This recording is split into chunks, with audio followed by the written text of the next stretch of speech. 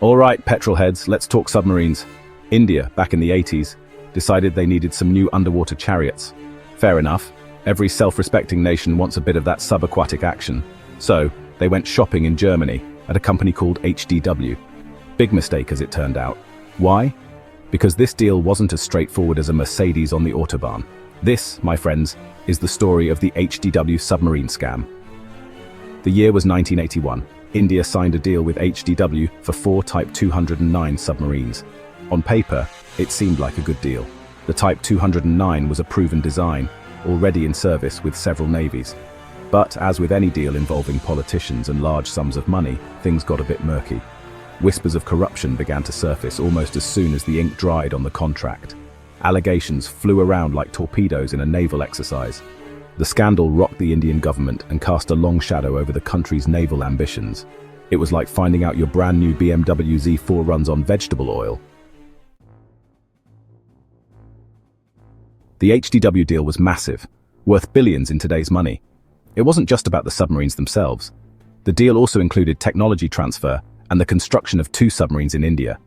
This was supposed to be a major boost for India's domestic shipbuilding industry.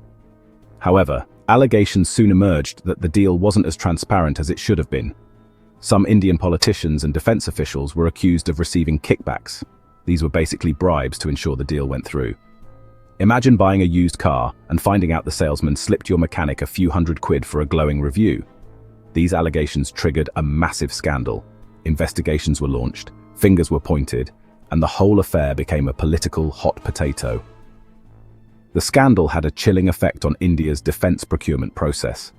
No one wanted to be caught in the crosshairs. As a result, crucial defense deals were delayed or even scrapped altogether.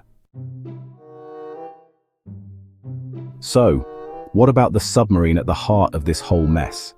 The HDW Type 209 is a diesel-electric submarine. It's not a huge behemoth like some of the nuclear-powered subs out there.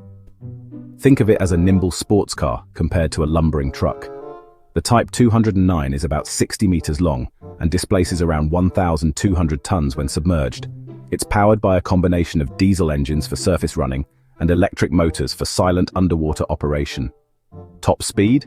About 21 knots on the surface and a more leisurely 11 knots submerged. These things are armed to the teeth, or should I say, conning tower. The Type 209 can be equipped with torpedoes, missiles, and even mines. They've got sonar and radar to detect enemy ships and aircraft. It's basically a Swiss Army knife of submarines, versatile and deadly.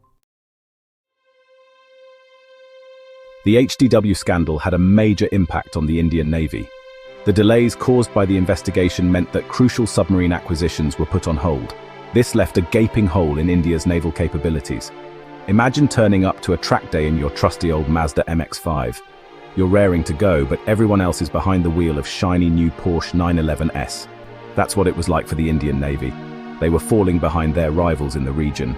India, with its vast coastline and strategic location in the Indian Ocean, needs a strong navy. Submarines are a vital part of that. They act as a deterrent and can be used to control sea lanes and protect trade routes. Section 5. Recovering from the scandal, India's submarine quest continues. Despite the setback of the HDW scandal, India didn't give up on its submarine ambitions. The Indian Navy learned some tough lessons from the whole affair. They knew they needed to diversify their sources of submarines and reduce their dependence on foreign suppliers. They've been working hard to develop their own indigenous submarine program. The focus has been on building nuclear-powered submarines, which offer greater range and endurance compared to their diesel-electric counterparts. India has also been looking to other countries for submarine technology and collaboration. They've signed deals with Russia for the lease and purchase of nuclear-powered attack submarines. Section 6.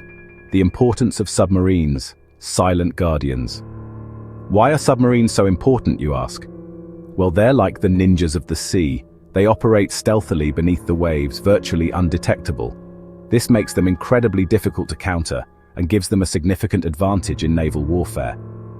Submarines can be used for a variety of missions.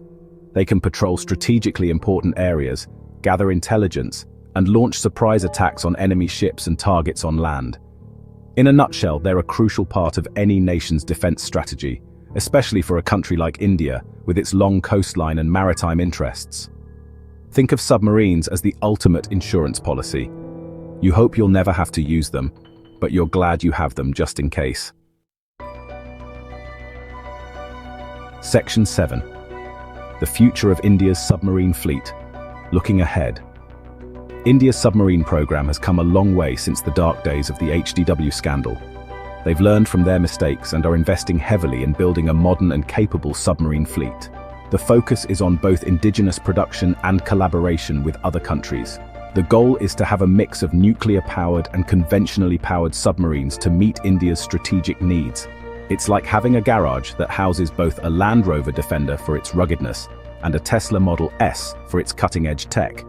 The Indian Navy is also focusing on developing new technologies and capabilities for its submarine fleet. This includes advanced sonar systems, underwater drones, and long-range missiles. Section 8. Conclusion, lessons learned, challenges ahead. The HDW submarine scandal was a dark chapter in India's naval history. It exposed weaknesses in the country's defense procurement process and highlighted the need for greater self-reliance in submarine technology. However, it also served as a wake-up call. India has made significant strides in strengthening its submarine fleet and developing its indigenous shipbuilding capabilities. The road ahead is still long and challenging, but India is determined to secure its maritime borders and protect its interests in the region. The HDW scandal may have been a bump in the road, but it didn't stop India from achieving its submarine ambitions. It's a classic story of learning from your mistakes and coming back stronger. Now, if you'll excuse me, I've got a sudden urge to watch The Hunt for Red October.